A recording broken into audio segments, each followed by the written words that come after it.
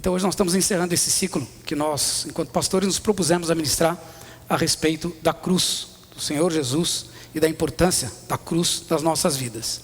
É claro que seria uma pretensão de qualquer um de nós tentar esgotar esse tema e dizer, olha, acabou, não tem mais nada a ser dito a esse respeito. É impossível. Tudo na palavra de Deus pode ser ministrado vez após vez, dia após dia.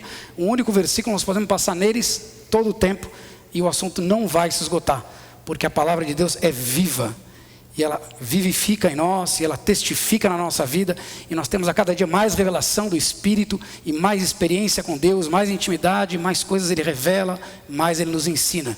Então hoje é mais uma oportunidade que nós temos de aprender, de saber do Senhor um pouco mais a respeito do que é, e do que foi, e do que será sempre esta obra maravilhosa que se cumpriu lá na cruz. Amém? Então, para os nossos irmãos, que nos assistem pela Comunhão TV, nós intitulamos as ministrações, e o título da ministração de hoje é Nada Será Como Antes. Tem até uma canção antiga que diz isso, Mas nada será como antes. Depois da cruz, nada pode ser como era antes. A obra da cruz, ele é um divisor, isso é inegável. Até o nosso calendário, o calendário ocidental, ele é dividido em AC, antes de Cristo, e DC, depois de Cristo. Então toda a cronologia que nós conhecemos, ela tem o divisor em Cristo Jesus. E isso se dá justamente a partir do nascimento dele, a partir da existência dele na nossa vida.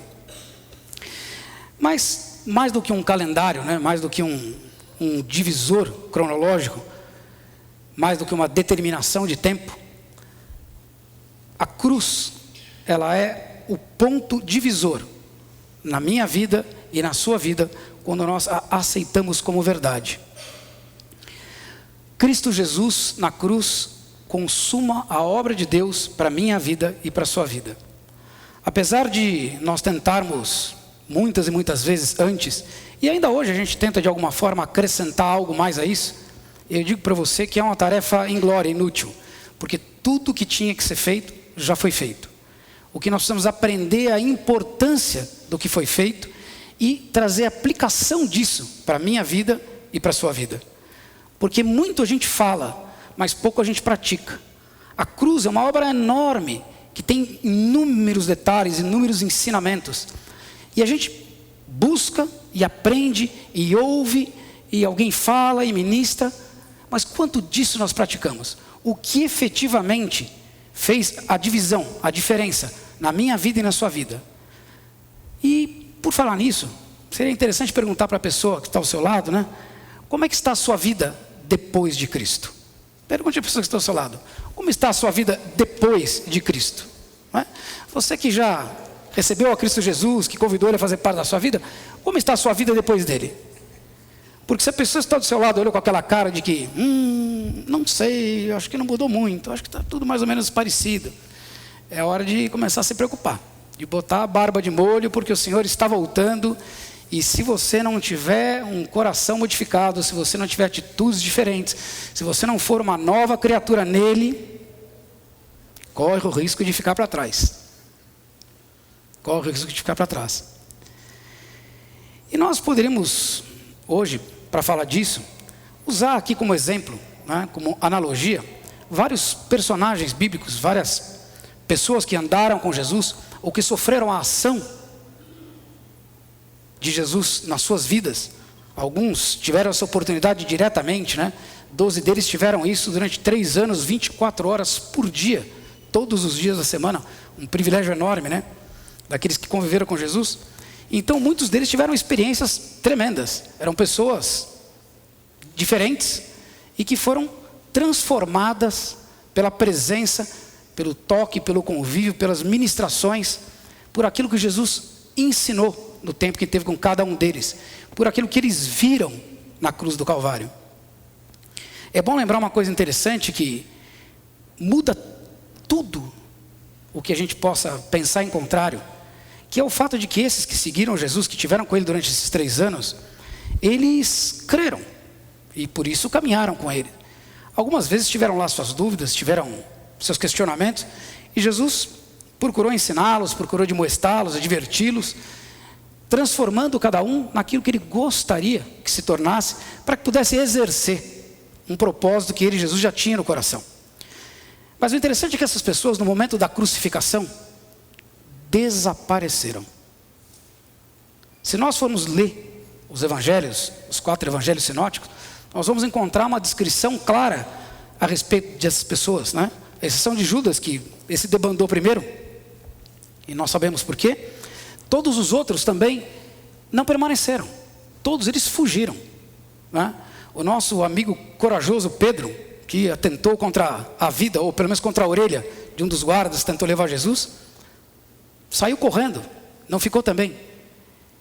Enquanto Jesus estava sendo torturado, martirizado, como eu descrevi para vocês alguns domingos atrás, nenhum deles permaneceu ali, em vigília com Jesus. Nós sabemos que há os que negaram, os que se esconderam, mas todos certamente fugiram, de alguma forma se afastaram daquela situação. Eles criam, mas diante daquela barbárie e diante da iminência de um deles também poder ser preso, ou eventualmente sofrer o mesmo castigo que eles fizeram, fugiram. Mas a obra da cruz é algo tão maravilhoso, tão fantástico, que quando o Senhor Jesus consuma todas as coisas, e Ele entrega o seu Espírito, e ao terceiro dia Ele ressurge, algo inegável acontece, que eu e você devemos observar. Esses 11 restantes, todos eles, sem exceção, passaram a ser corajosos. Os que haviam fugido, passaram a entregar a sua vida pelo ministério de divulgar a palavra de Deus, de contar às outras pessoas a respeito das coisas grandiosas que o Senhor Jesus fez, de tudo aquilo que Ele ainda faria. Esses covardes que desapareceram, que sumiram e se esconderam, 10 deles pelo menos nós temos relatos que morreram, não de morte natural, mas morreram de forma violenta, porque serviram a Cristo até o último dia, sem negá-lo, sem se omitir, sem se esconder. E a gente pensa, o que pode ter feito a diferença? O que fez a diferença entre as mesmas pessoas? O que fez delas, de repente, pessoas tão diferentes? E eu digo para você, a cruz fez a diferença. O Senhor Jesus consumou a sua obra. Ele, quando ressurgiu, Ele trouxe com Ele uma presença tremenda. Algo que eu e você experimentamos ainda uma pequena parte, mas que um dia nós vamos experimentar daquela forma gloriosa, grandiosa, tremenda. Porque quando o Senhor Jesus voltar, aí nós vamos entender o que é isso. Que tipo de coisa, que tipo de situação essas pessoas vivenciaram, experimentaram. Então, como eu tinha que tomar alguém aqui como exemplo, e eu já falei a respeito, nós podíamos pegar Paulo, né? Paulo tem um sortimento de situações para contar. Ele teve uma transformação gloriosa, um perseguidor que se tornou um perseguido, uma pessoa que era tida como o mais alto grau de conhecimento da Bíblia que Jesus lia. Um cara que estudou e que teve oportunidade financeira de frequentar boas rodas, conhecer boas pessoas, tinha influência, tinha provavelmente uma cidadania romana, um cara intocável, e que foi transformado. Podíamos dizer João, né? O João tão garotão, tão abrupto, e que depois se transforma num senhor tão sábio, que recebe revelações tão importantes. Mas eu queria colocar aqui um personagem hoje, para que a gente pudesse fazer uma analogia com a minha vida e com a sua vida, que é um personagem assim um pouco mais tosco, um pouquinho menos brilhante, que é o nosso querido e amado Pedro, né? O Pedrão, o tal corajoso que negou a Jesus 3 vezes, né? E aí a gente sabe que a Bíblia conta para nós a respeito de nomes, e nós aqui ocidentais não temos muito esse costume, né? Os nossos nomes, pelo menos que eu saiba, o meu, sei lá que significado tem, né? As pessoas rimam, Ricardo, coração de leão, umas coisas desse tipo, né, Xará? Mas não tem, não é nada assim. Porém, os orientais, os nomes em geral têm significado. E quase todos os nomes que nós encontramos na Bíblia têm um significado específico que fala a respeito do caráter da pessoa, fala a respeito da vida daquela pessoa, ou do que foi profetizado, do que foi declarado sobre ela quando escolheram o nome para aquela pessoa. E há uma certa confusão quando se traduz, porque a Bíblia, ela tem pelo menos 3 idiomas, né, que trocam um pouco quando a gente faz uma tradução, quando a gente fala a respeito, inclusive com relação a nomes. Se nós pegarmos o nome de Pedro, nós sabemos que ele foi chamado Simão Pedro. E Simão já é um nome traduzido, porque no hebraico era Simeão e não Simão. Então o Simão é uma forma contraída da palavra Simeão. E se nós fôssemos traduzir o Simeão do hebraico, a tradução mais pontual é famoso. Então podíamos chamar Pedro de Pedro o Famoso. Antes de Cristo, Pedro era o famoso. Famoso por ser encrenqueiro, famoso por responder, por falar o que achava que devia, né? Ele muitas vezes na presença de Jesus falou umas groselhas tremendas, né? Assim como falou também coisas abençoadas. Mas antes de Cristo, Pedro era famoso, e famoso por um monte de coisas que talvez não fossem assim tão gloriosas.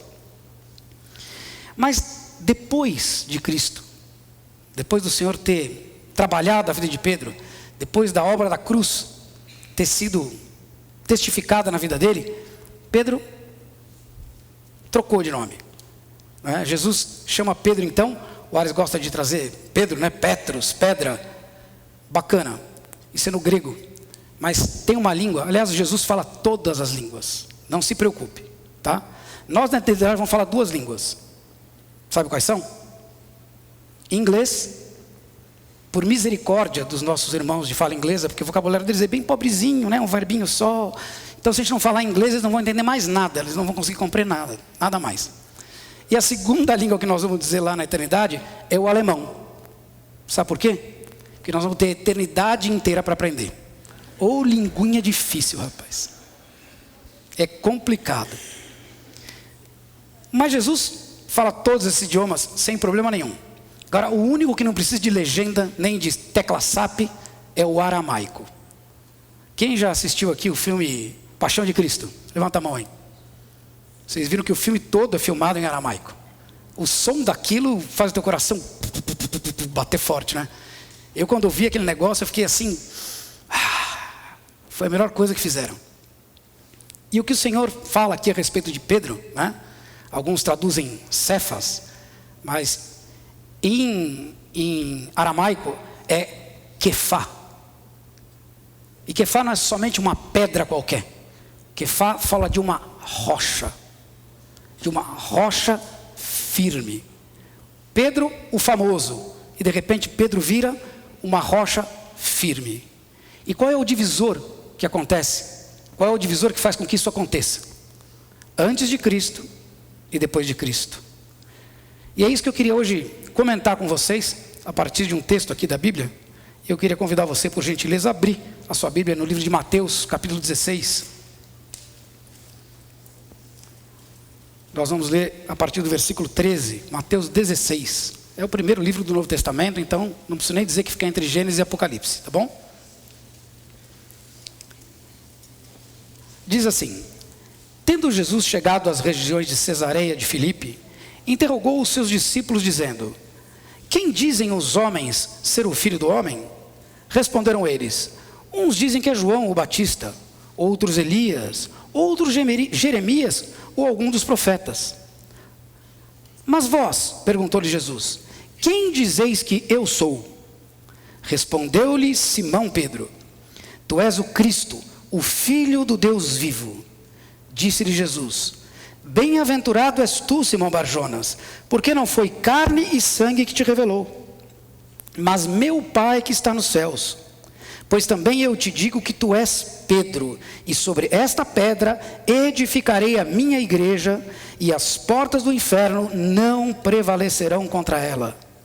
Dar-te-ei as chaves do reino dos céus. O que ligares, pois, na terra, será ligado nos céus, e o que desligares na terra, será desligado nos céus.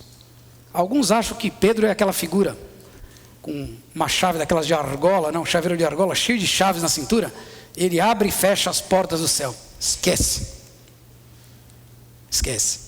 Eu quero que você hoje vá além, que você entenda quem era você antes de Cristo e quem é você hoje em Cristo Jesus. Amém? Eu creio que se nós fôssemos falar a respeito disso, cada um de nós aqui teria um testemunho para dar. Cada um aqui tem algo para contar a respeito de uma transformação ou de transformações que Deus fez e vem fazendo ao longo da nossa vida cristã, não é? Dos que estão aqui hoje, quantos já convidaram a Jesus a fazer parte da sua vida? Levante sua mão. Aliás, tem alguém aqui que ainda não convidou Jesus a fazer parte da sua vida? Não? Pois é. Então falo aqui entre irmãos, né? E eu digo a você então que convidou Jesus, que ele não entrou na sua vida pela porta dos fundos. Ele não veio como costuma fazer o outro e tomar lugar que não foi convidado. Jesus é um cavalheiro perfeito e ele veio a você porque você o convidou. Porque você abriu a porta do seu coração e disse: Senhor, venha fazer parte. Agora, como bem disse pastor Ares aqui, no domingo passado, de manhã no batismo, quantos estiveram aqui? Foi uma bênção, né? E ele ilustrou muito bem, colocando uma cadeira aqui, dizendo: olha, até então, você tinha o poder do livre-arbítrio. Foi um presente de Deus para a sua vida, que eu não posso remover e nem ninguém. O próprio Jesus não faz isso. Ele deixa que você viva conforme você achar conveniente. Agora, vida de verdade, nós temos nele. Então, no momento que você convida Jesus, você desocupa o trono da sua vida, que aliás, cá entre nós, não é um trono nada glorioso, né? A gente costuma ter revelações num trono que não é nada glorioso. Alguém aqui já alguma vez passou uma situação terrível, daquelas de ter que sair correndo? Já não? Alguém já teve dores de parto aqui? O nosso trono não é um trono tão glorioso, e a gente se agarra nele como se fosse algo tremendo, terrível, e fica ali tomando conta, chocando aquele lugar. Mas o fato é que quando nós estamos ocupando esse lugar, o Senhor Jesus não está ocupando. Porque existe uma verdade física que determina que dois corpos não podem ocupar o mesmo espaço ao mesmo tempo. E se nós falarmos de Jesus, essa verdade se aplica também. Ou senta ele no trono, ou sentamos nós. Então, ele veio para a nossa vida porque nós espontaneamente convidamos. De modo que então nós cedemos o lugar de honra para ele. E aí então, nós declaramos que nós somos dele. Por ele nós somos comprados pelo sacrifício da cruz. O mais alto preço foi pago pelas nossas vidas. Nossa vida não é mais ligada a um pedacinho de fita, a um copinho de sal, vassoura atrás da porta, só andar com o pé direito, só sair com a calça número tal, usar a camisa da sorte. Tem gente que tem coisa da sorte que é mais fedida ainda, e se apega a isso. Se a gente parar para pensar, como é que você pode depositar vida num pedaço de pano, num copo de sal, num copo de água com sal? Se a minha vida vale isso, eu sou menor que uma ameba, eu sou coisa nenhuma mesmo. É impossível imaginar isso. Então Jesus, ele veio para que a gente tenha consciência da importância que nós temos. Porque ele morreu por mim e ele morreu por você. Nós não somos qualquer coisa. O Senhor não mandou um cordeiro qualquer para que nós tivéssemos vida. Ele entregou o seu filho, seu único filho. E assim, eu e você, por ele, fomos transformados. A nossa vida mudou. Nós nos tornamos outra criatura, filhos de Deus e irmãos em Cristo Jesus. Mas muitos de nós, tomando o exemplo do nosso amigo Pedro aqui, temos um certo problema com a situação de fama, ser famoso, não é? Fama não é só aparecer na televisão, ou ficar diante de uma câmera, ou algo que nos destaque no meio das pessoas, na mídia. É também no dia a dia. Quem aqui em sã consciência pode negar que não tem lá no fundinho, ou então bem na superfíciezinha, a necessidade de ser reconhecido? Quantos não buscam ser reconhecidos? Essa é uma coisa que na minha vida e na sua vida existe desde que a gente nasceu. Quando você nasce e você tem a oportunidade de ter irmãos, né? Você disputa a atenção todo o tempo em que você está presente. Sim ou não? Quem aqui tem irmão? Eu sei que a dona Neide foi uma heroína, né? Porque a coisa lá era 3, se engalfinhando, então era uma, né? A Suzy ficava no meio da confusão. Minha irmã é igual, no meio da confusão. Então, ela tinha que fazer um certo esforço para ser reconhecida, porque o meu irmão mais novo e eu mais velho, a gente tomava o espaço completamente. Mas essa é uma prática que acontece também na nossa meninice cristã. E a gente fica correndo de cá para lá e de lá para cá, na tentativa de ser aprovado, de se tornar conhecido, famoso. De alguma forma a gente quer fazer algo na obra de Deus, para que alguém se lembre de nós. Oh, aquele ali é um bom dizimista. Oh, esse aqui é um ótimo intercessor. Ah, o outro é um ótimo isso, é um ótimo aquilo. Eu louvo a Deus porque, como disse o nosso querido apóstolo Arles, Deus deu uns para apóstolos, outros para profetas, outros para evangelistas, pastores e mestres. Mas todos para a edificação do corpo de Cristo. Então nós nos tratamos aqui, eu não me lembro de chamar, ô apóstolo, você vai, tudo bem? Não que tenha algum problema nisso, porque ele realmente é, e eu reconheço isso na vida dele, e isso é bênção na minha vida, na vida da minha família. Mas eu louvo a Deus porque isso é uma função que ele ocupa no corpo. Uma função que eu ocupo e você ocupa no corpo. Alguém na rua te chama, ô médico tal, ô empresário fulano, ô dentista ciclano. Não fica estranho? Mas a coisa está indo num exponencial tão grande, que daqui a pouco nós vamos ter pessoas chamadas de vice-deus. Vice-deus fulano de tal. Não vou nem botar um nome para não profetizar errado. Nesse afã de ser famoso, as pessoas vão indo, e tem gente se autoproclamando vice-deus, já. Não como uma função a ser praticada, não como uma função a ser ocupada no corpo, mas como maneira de ser reconhecido. É impressionante como as pessoas se instruem da palavra de Deus e se estribam no conhecimento para dizer, eu conheço. Você ministra e o cara anota, você fala e o cara anota, e depois você errou isso, você errou aquilo, você acertou. Quando eu tinha 30 anos no começo do ministério, isso fazia diferença aos 50. Eu digo, Senhor, tem misericórdia, dou risada. Eu falo, Senhor da glória.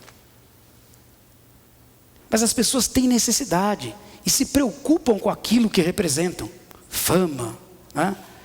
É impressionante como isso é forte, é enraizado em nós. E também era em Pedro. Todo o tempo Pedro queria provar que ele merecia estar entre os discípulos. O tempo todo ele estava tentando ser famoso, tentando ser reconhecido, tentando falar alguma coisa. Não adianta negar.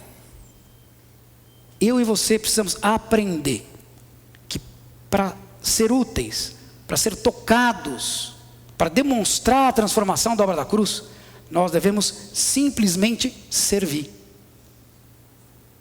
Fazer parte do corpo e servir. Não importa o que a gente vai fazer. Jesus deu exemplo, ele lavou o pé dos discípulos. E essa talvez fosse a tarefa menos gloriosa de todas. Lembre-se que as pessoas andavam de sandálias abertas, e elas eram rasteirinhas. E no caminho não tinha só terra, tinha excremento de um monte de animal que andava pelo mesmo lugar onde andavam as pessoas. Então você andava por um troço fedido, contaminado. Por isso que quando entrava na casa das pessoas, para manter a higiene dos lares, as pessoas tiravam os sapatos e lavavam os pés. Coisa que nós não fazemos hoje, né? A gente entra com o sapato em casa, mal sabe que está levando para dentro de casa. É uma coisa esquisita de pensar. Mas o Senhor nos serviu e mostrou, olha, não há nada pequeno demais, não há nada insignificante, nem nada humilhante na obra de Deus que eu já não tenha feito primeiro. Eu e você estamos em Cristo para servir no corpo de Cristo. Não é para estar aqui domingo após domingo e a gente fala e todo mundo engorda até que vira dona redonda, né? Pum, explode. Fé sem obra é morta. Então Cristo, ele é um divisor. Tem gente que até consegue fama, mas a que pretexto? Através de que sacrifício? Que preço é pago por isso? E como é que você pode ter um preço que cubra aquele que foi pago por você lá na cruz? Será que existe algum preço, algo que alguém possa reconhecer, que seja maior do que aquilo que o Senhor fez, reconheceu a meu respeito e a seu respeito lá na cruz? Eu posso terminar a ministração e alguns podem dizer, puxa, não foi. Outros, foi para mim. Puxa, pastor, que bênção e tal. E se eu tomar para mim o elogio, dizer, que bom, hein, acertei hoje, mulher. Puxa, foi bacana, fiz uma coisa bacana. 10 minutos depois aconteceu o quê? Acabou. Foram 3 tapinhas nas costas, 2 beijinhos, um muito obrigado, acabou. Agora, o que o Senhor pensa a respeito daquilo que foi dito? O quanto eu fui útil como um canudinho. Eu gosto de pensar em mim como um canudinho, aqueles estadinhos assim. Sabe qual que é, de lanchonete? Porque pelo canudinho pode passar milkshake, Coca-Cola, água, suco. Mas o canudinho não é nada se não estiver passando alguma coisa por ele. Então o Senhor precisa usar a nossa vida como canudinho. E ao ser usado, eu quero que Ele me reconheça na função que Ele escolheu para a minha vida. E esse é o desejo que eu tenho para a sua vida. Para que o Senhor reconheça na sua vida, você exercendo a função para a qual Ele te separou. Porque ao tentar exercer uma função diferente, você vai praticar obra, só que a obra é morta. Não se arrisque a fazer aquilo que Deus não determinou que você fizesse, porque certamente você vai ver que não funciona, e você vai ficar desanimado, desfalecido. Então, busque de Deus uma função no corpo. Todas as funções são importantes. Seria impossível estar ministrando hoje se não tivesse o Vlad correndo de lá para cá. Filma, controla o som, vai, vira. Alguém coloca uma aguinha para refrescar a garganta. O louvor preparado, todo o coral que ensaiou, veio e se dedicou para que o Senhor recebesse toda a glória, toda a honra. Todos nós no corpo. As pessoas que prepararam o lugar, que viram se os banheiros estavam em ordem, se tinha tudo certinho para que a gente pudesse estar aqui com conforto. Toda função é importante no corpo de Cristo. Eu me lembro do pastor Thomas Dawson, ele contando para nós um testemunho, numa aula de, o que era na época, ETM, eu não me lembro mais as nomenclaturas, era ETM, né? Primeira de todas lá, era ETM. E ele contando que quando ele se formou no ministério, ele foi à sala do pastor dele e disse, estou aqui, estou autenticado, estou pronto para trabalhar. E o pastor dele falou, puxa, que bom, Dawson, maravilha, beleza, vamos utilizar sem você. E aí ele estava crente que o pastor ia separar ele para ministrar no domingo, né? Domingo de manhã, domingo à noite, sei lá, ele ia ministrar. E ele foi todo empolgado, e o pastor disse, olha, Dawson, não sei se você já reparou, mas quando nós saímos aqui da igreja, nós ficamos com ela trancada a semana toda. Só havia culto aos domingos na igreja dele, e a igreja ficava trancada a semana inteira. E quando a gente volta e abre a igreja aqui no domingo seguinte, tem um cheiro forte de urina, você já reparou nisso? Ele começou a ficar assustado com a conversa. Que conversa é essa, né? Imagina um homem de 2 metros de altura, né? Dá até medo do que ele pensava.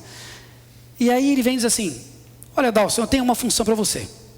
Eu gostaria que você, no término dos cultos, fosse verificar todos os banheiros, porque eu tenho observado que as pessoas não têm o hábito de apertar a descarga.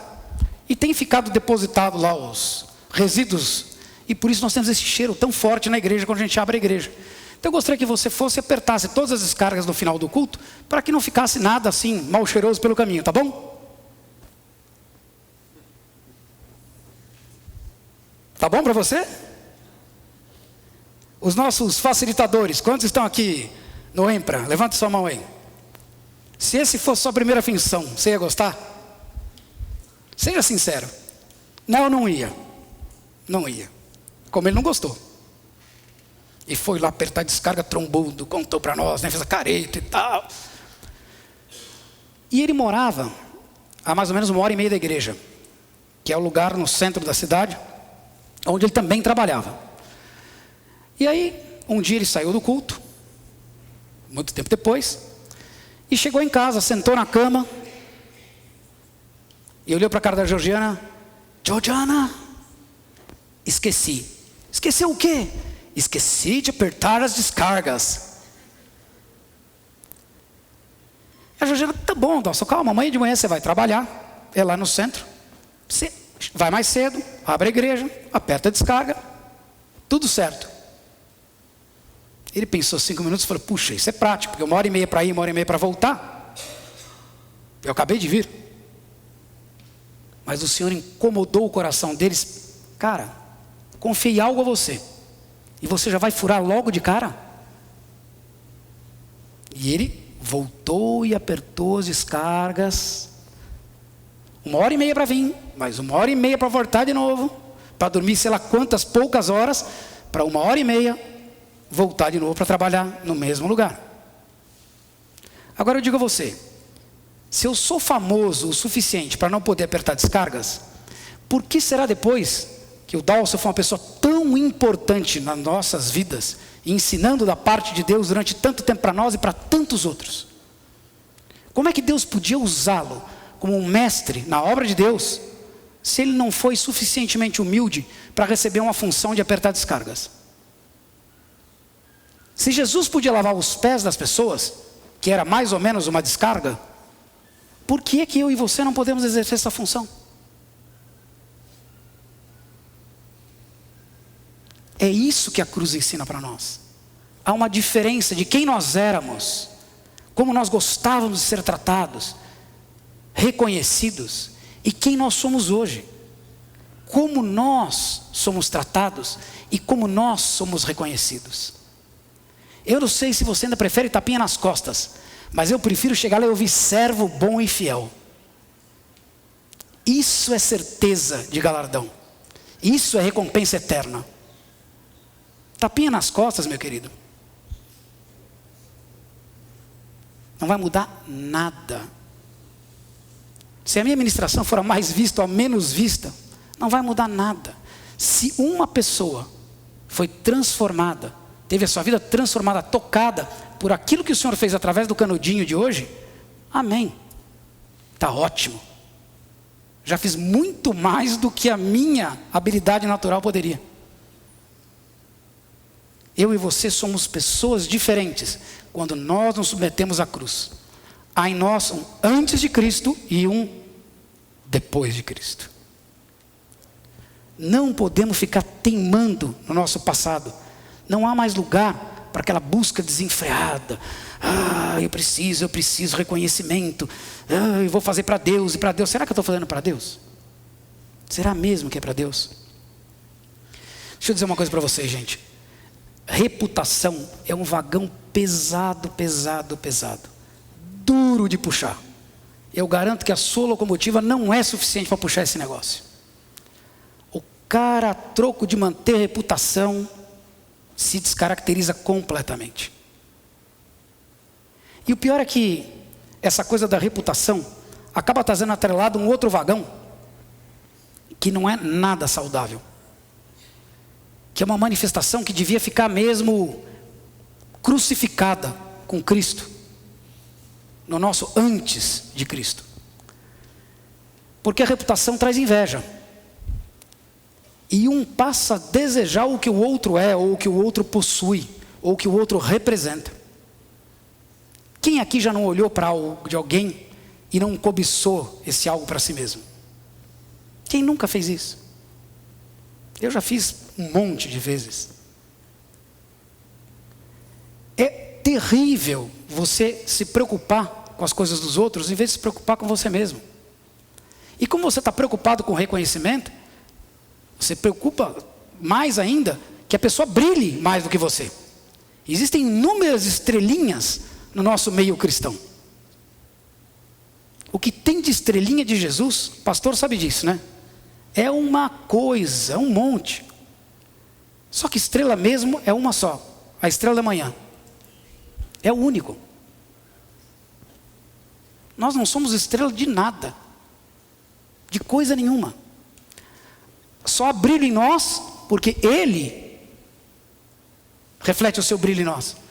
Senão não há brilho nenhum.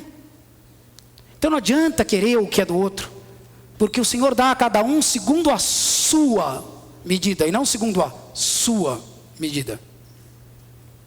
Maldito é o homem que confia no homem? Não, maldito é o homem que confia no homem. Porque eu penso, logo existo. Que bobagem. Mas existe uma inveja pior ainda, não sei se vocês já repararam.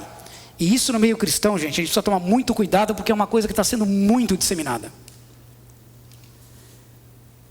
As pessoas se superaram e foram além.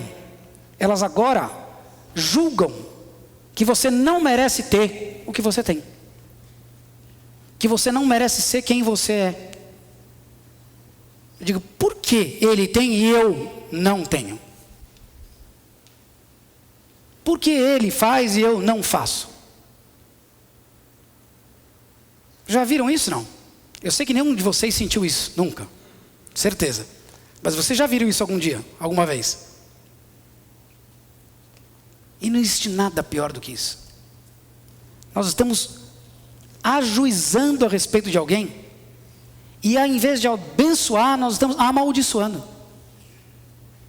Declarando que ele não é digno, não é merecedor de viver o que está vivendo, de ter o que está tendo, ou de exercer o que está exercendo.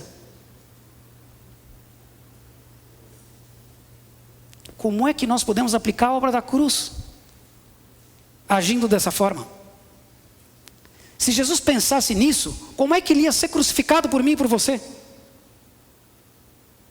Apesar de vice-deus, ninguém aqui poderia almejar ser Deus. E ele deixou o seu trono, um trono, o trono, não um trono, o trono, o de glória, para estar entre eu e você, vivendo essa vidinha mal menos, que é essa vida na carne. Ele não pensou em reconhecimento, nem pensou em glória, nem em nada parecido, porque isso ele já tinha. Jesus, para ser crucificado, ele veio e perguntou para você: olha, eu vou ser crucificado, mas você garante que você vai aceitar o meu sacrifício? Se tiver um quórum aqui de umas 100 mil pessoas, eu até topo o sacrifício. Foi assim que ele agiu? Não, não foi. Ele abandonou todo o conceito. Ele abandonou toda a sua glória, todas as coisas, para ser execrado no meu lugar e no seu lugar. Eu e você somos outra pessoa em Cristo Jesus. A fama, o reconhecimento, o desejo de ter as coisas dos outros, ou de achar, o achismo é uma coisa perigosíssima, que você não merece ou não deve ter aquilo que se tem, não faz parte da sua vida, da sua nova vida em Cristo Jesus. Amém? Se amém, então diga isso para as pessoas do seu lado. Diga assim: olha, isso não faz parte da sua vida. Eu e você somos novas criaturas. E novas criaturas não agem da mesma forma. Antes de Cristo, depois de Cristo. Tem um chavão, né, que diz que isso é coisa do velho homem. E acha que falando isso convence, né, a si mesmo. Porque não há nada pior do que mentir para si mesmo. E aí convence a si mesmo e a mentira vira verdade. E aí convence a todos. Isso é coisa do velho homem. Será? Será que o velho homem ainda não continua falando? Quantas vezes alguém te ofereceu algo? Ou até falou algo que você não concorda e você se omitiu? Quantas vezes você ficou calado só para não ficar mal na história? Eu me lembrei de um testemunho rápido que o Miguel Zuger deu, recente. Ele estava lá na fronteira da Palestina, ministrando a palavra de Deus, e lá nem a Bíblia você pode carregar. Então o cara tem que ter a palavra mesmo gravada para poder falar, porque se ele for pego com a Bíblia, ele é condenado à morte, facilmente, ali mesmo, apedrejado na rua. E ele falou que estava numa van, tipo lotação, andando lá perto da fronteira, e levantou um palestino, um ex-muçulmano como ele, né? Ele é um muçulmano convertido, e o cara foi e começou a execrar Jesus, sentar lenha em Jesus. Mas sentar a ripa para valer. E ele pensou, fico calado ou falo alguma coisa? Fico calado ou falo alguma coisa? Fico calado ou falo alguma coisa? O fala alguma coisa venceu. E ele foi lá e defendeu Jesus e falou um monte para o cara. Sabe o que aconteceu? Não, o cara não se converteu. Ele foi jogado da van, com a van andando, para fora da van. Se estrupiou, se ralou inteiro e ficou largado lá no meio do deserto. Antes de Cristo, depois de Cristo. Pode ser que antes de Cristo você não se submetesse a isso. Mas depois de Cristo, quem aqui está preparado para ser ralado, jogado fora de uma van? Não deve ser algo gostoso, não. Você ficar ralado, largado no meio do deserto lá, não deve ser nada bom. Mas essas coisas hoje são diferentes para mim e para você. O que antes tinha importância, hoje não tem. E o que antes não tinha importância, agora tem. Cristo veio mudar a nossa vida. E porque Ele mudou, nós somos verdadeiramente livres. E eu não posso imaginar nada mais livre do que poder dizer não. Meu cara, você está dizendo uma groselha. Chega, não vou ouvir mais nada. Até logo, passa bem, Deus te abençoe. Quando eu não tenho essa liberdade, eu tenho que ficar socialmente bem. Então eu vou escutar o cara falar e vai falar um monte de groselha. Um monte. E você fica lá ouvindo para ser polido, para ser politicamente correto. Não vou me dispor. Hoje eu posso levantar e dizer não. Se não é conveniente, se não edifica, se não traz nenhum benefício, por que eu preciso estar? Tem gente que vai no cinema, assiste um filme, e o filme é horroroso. Não precisa nem ser apelativo, não, pode ser horroroso mesmo. O contexto, o roteiro, a fotografia, eu sei lá o que, é horroroso. Mas o cara pagou o ingresso e ainda pagou hoje na sala VIP, né? Tem a poltrona, estica e dorme. Ele prefere dormir do que dizer vou embora porque eu estou gastando meu tempo. Quanto tempo eu gasto com inutilidade? Quanto tempo eu gasto assistindo bobagem na televisão? Ao invés de estar me relacionando com aquele que fez a diferença na minha vida. Com aquele que faz a diferença na minha vida. E eu gasto o meu tempo e gasto o meu tempo. Quem aqui não gasta tempo de forma inútil? Eu gasto todo dia. Antes de Cristo e depois de Cristo. A cruz tem que fazer a diferença na vida da gente. As coisas têm que mudar. Antes eu assistia a televisão, ok, hoje eu também assisto. Só que antes eu era escravo da televisão. Hoje não. Hoje a televisão é um instrumento que eu utilizo para me distrair, me divertir, quando eu tenho tempo para ela. Não é mais ela quem me consome. Eu posso dizer não. Quantas pessoas não podem dizer não? Porque estão presos a coisas, a cadeias, vícios, dependências. E não só químicas, não é só uma questão de álcool, de droga. Não, tem inúmeras dependências que nós criamos. Inúmeras. A televisão, inclusive, pode ser uma delas. O reconhecimento pode ser uma dependência perigosa. Eu e você não estamos mais presos. Olha para os seus pulsos, você vai ver que você não tem cadeias. Não há nada que prenda as suas pernas nem suas mãos, você está livre. E glória a Deus por isso. Foi Ele quem pagou esse preço, o preço dessa liberdade. E nós temos que aprender a valorizar isso. Diga para o pessoa do seu lado: eu posso dizer não. Não para as coisas que não interessam, não para as coisas que não convêm, não para as coisas que tomam tempo, que me escravizam, coisas que não mudam em nada a minha vida. Porque elas acontecem todo dia. A diferença é poder dizer não. Existem inúmeras coisas que podem irritar você e a mim. O dia a dia aqui na nossa cidade é terrível. E existem coisas que irritam mais a uns do que a outros. Mas de fato irritam. Mas eu e você somos livres. Livres para dizer: esqueça, isso não vai me incomodar. Isso não vai me perturbar. O diabo não vai roubar a minha paz. Ele pode fazer a peripécia que ele quiser. Não vai mudar a minha fé. Não vai mudar a minha certeza. Lutero um dia estava dormindo no dormitório, ainda frade, frei. Ele ficou estudando, ele tinha essa mania de estudar, por isso ele se tornou o pai do protestantismo, né? E estava estudando lá enquanto todos saíram de férias. Foram visitar suas casas, seus parentes. E ele estava lá estudando. Então ele aproveitava porque o Vaticano ficava lá aberto e ele ia na sala estudar. E ele chegou um dia ao quarto para dormir, no alojamento, estavam todos fora, e ele sozinho. E um monte de beliches e camas, sei lá o que tinha. E ele sozinho. E ele deitou. Tarde, depois de ter estudado bastante. E aí diz que ele começou a ouvir bater porta. E ele sozinho. E ele levantou e olhou e viu a figura do capeta, do Satanás. Sabe o que ele fez? É você? Posso voltar a dormir.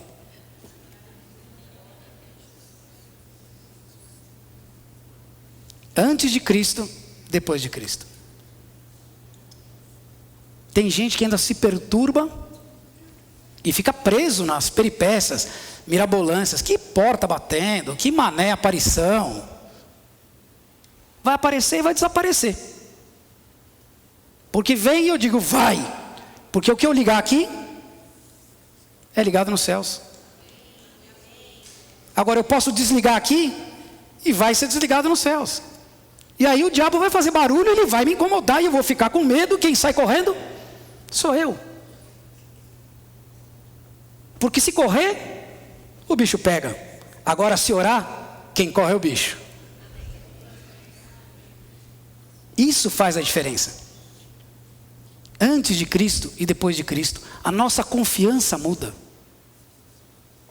Aliás, eu gostaria de dizer que se nós soubéssemos um pouquinho, só um pouquinho, de quem nós somos em Cristo Jesus, eu diria a você que você se surpreenderia com o poder que há em você. Com o que você pode fazer, o que você pode realizar na obra de Deus, na vida das pessoas, na vida da cidade, do meio em que você vive, do seu bairro, dos seus amigos, família, trabalho. Cristo fez de você um embaixador do reino dele. Você é um diplomata. Você é alguém preparado para falar a respeito das bênçãos de Deus. Você não é mais um famoso qualquer. Você é uma rocha. É sobre nós que o Senhor edifica a igreja. Nós somos rocha firme. Nós temos certeza em que nós cremos. E aí não há nada, absolutamente nada que nos abale. A cruz não é um lugar de medo e nem de covardes. A cruz é lugar de corajosos. Trazê-la consigo todos os dias é uma das tarefas mais difíceis de serem executadas. Cada um tome a sua cruz e siga após mim. É arrastar o patíbulo todo dia nas costas, para lembrar que Ele faz a diferença na nossa vida. Fez, faz e fará. Não é um instrumento mais de tortura. Não, longe disso. O sacrifício já foi feito. Ele não é mais uma cadeira elétrica que você carrega pendurada. Não, ao contrário. Ele é o símbolo de vitória para mim e a sua vida. Ele é o divisor que nos faz diferentes. Portanto, não adianta chamar de passado aquilo que ainda está vivo. É importante a gente buscar todo dia compreender as coisas que ainda não foram transformadas, como ainda não transformadas, mas transformáveis. Porque Cristo que começou a agir na minha vida e na sua, não sei quanto tempo, na minha mais de 25 anos, sei lá, 25 anos, certamente, aliás, antes dos meus 50, na verdade antes de que eu nascesse,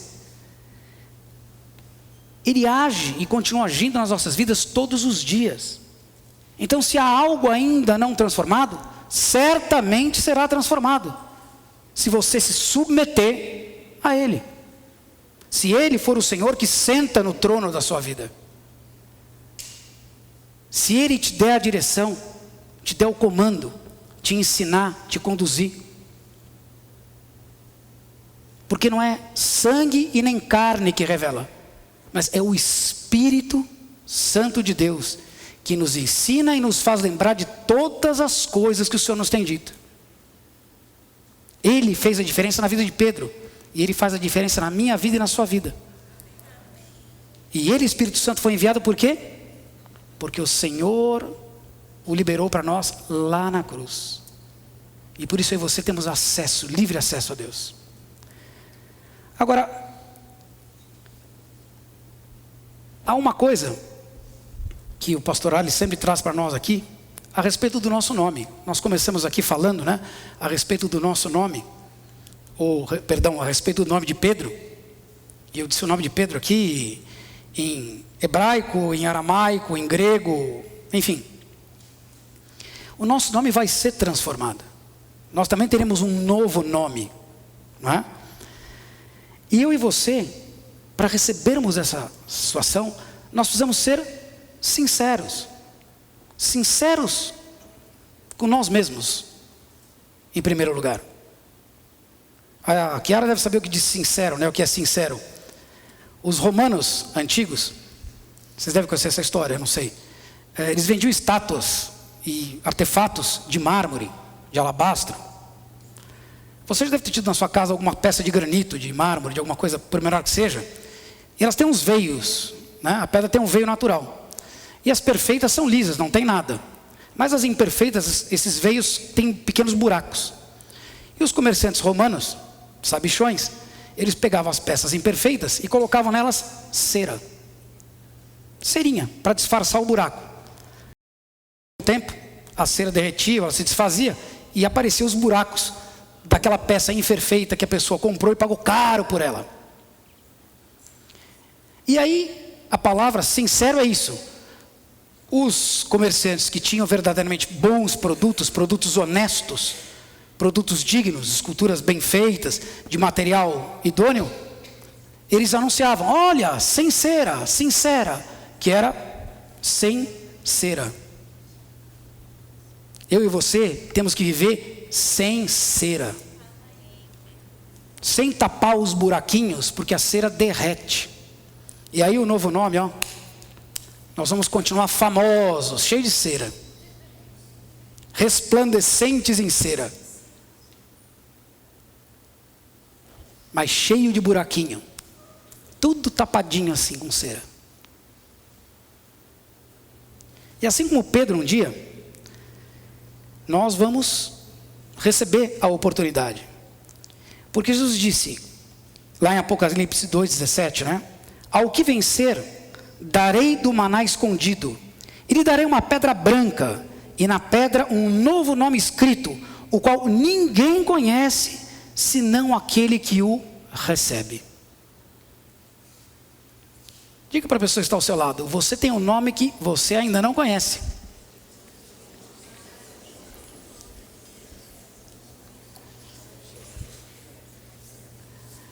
Uma coisa eu sei, quando o dia chegar, e esse dia está perto, aleluia, aleluia, e quando o dia chegar, eu e você vamos deixar de ser famosos.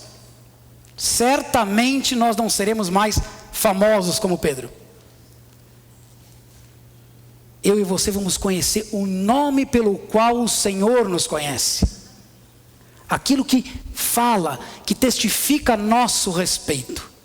Que fala a respeito de quem você e eu somos em Cristo Jesus. E o seu nome, ele está sendo construído todos os dias. É aquilo que você faz, é aquilo que você representa. É como você é parte da obra de Cristo. Assim você vai ser chamado, assim você vai ser reconhecido.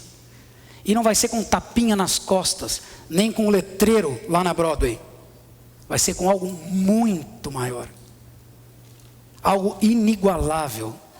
O Senhor tem reservado para nós aquilo que os olhos não viram e que os corações ainda não sentiram e nem perceberam. Coisas grandes que eu e você vamos alcançar em nome de Jesus. Porque isto é a obra da cruz, na minha vida e na sua vida. Amém? Nós hoje estamos encerrando esse ciclo, encerrando essas ministrações. Eu tive o privilégio de estar aqui concluindo. Como esse assunto não se esgota, ele continua. Quem sou eu para concluir alguma coisa? Mas aqui nós estamos encerrando o nosso ciclo de ministrações a respeito da cruz. E eu gostaria de encerrar isso dando uma oportunidade a cada um de refletir a respeito de tudo aquilo que foi dito. Foram pelo menos 8 ministrações na qual Deus usou ministérios específicos, pessoas com dons, com chamados específicos, que falaram ao coração de vocês segundo aquilo que eu creio Deus depositou no coração deles com todo amor e com todo carinho para cada um de vocês. Então eu gostaria que você pudesse refletir a respeito disso, que você pudesse pensar nisso como um presente para a sua vida, algo precioso que o Senhor está te concedendo. E eu gostaria de orar com você.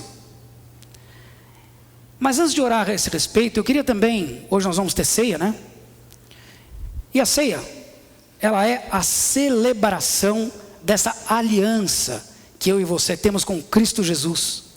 A aliança que nós fizemos com Ele, o dia que nós convidamos para que Ele fizesse parte da nossa vida. O dia que nós abrimos a porta dos nossos corações, nós abrimos a nossa vida e dissemos: Senhor, vem, toma conta de mim, limpa a minha casa, permanece em mim, sê meu Senhor, me conduz a bom termo, a bom caminho. Eu sei que pode ser que alguém hoje tenha até se envergonhado de declarar, talvez alguém não tenha tido a coragem ainda de confessar, de declarar Jesus, de convidar Jesus, mas eu queria que isso fosse quebrado na sua vida. Eu queria que você pudesse ter a alegria, a certeza de que o Senhor transforma, e transforma para melhor. Se alguém te disse algum dia que Jesus escraviza, que você está vindo para uma religião, isso é mentira. Jesus não escraviza, Jesus liberta. Aonde não há o poder de decisão, há escravidão. E o Senhor nos permite decidir, e nos permite decidir por Ele, e Ele toma conta de nós, e Ele faz da nossa vida algo maravilhoso, algo tremendo. E como Ele tem feito na minha vida, eu gostaria que Ele fizesse também na sua vida. Assim como Ele tem feito na vida de muitos aqui, eu gostaria que Ele também pudesse fazer na sua vida. E como eu não sei se há alguém de vocês aqui que ainda não fez essa oração, eu gostaria que todos estivéssemos de pé. Eu pediria a você que não ficasse preocupado com a pessoa que está ao seu lado, e nem se ela é a primeira vez ou deixa de ser, porque isso não cabe a mim nem a você. É o Senhor, é o Espírito Santo de Deus quem convence, quem traz a revelação.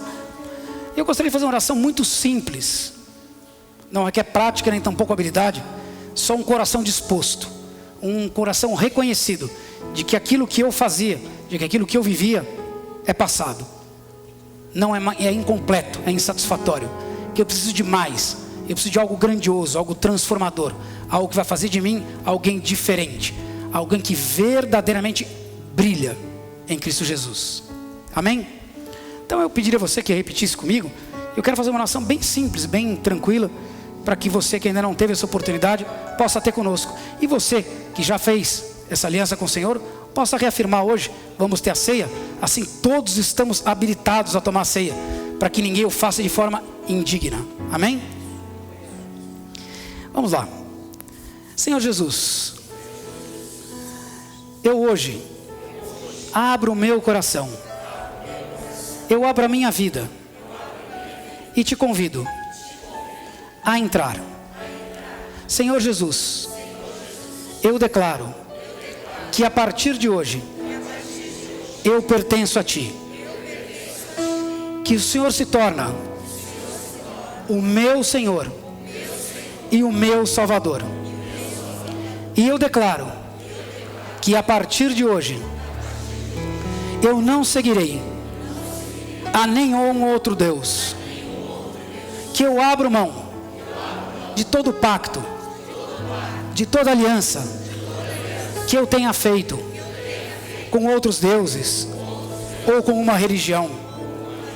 E eu declaro que a partir de hoje a minha vida pertence somente a Cristo Jesus. E eu agradeço pela salvação da minha alma. Amém. Glória a Deus. Podemos aplaudir o Senhor?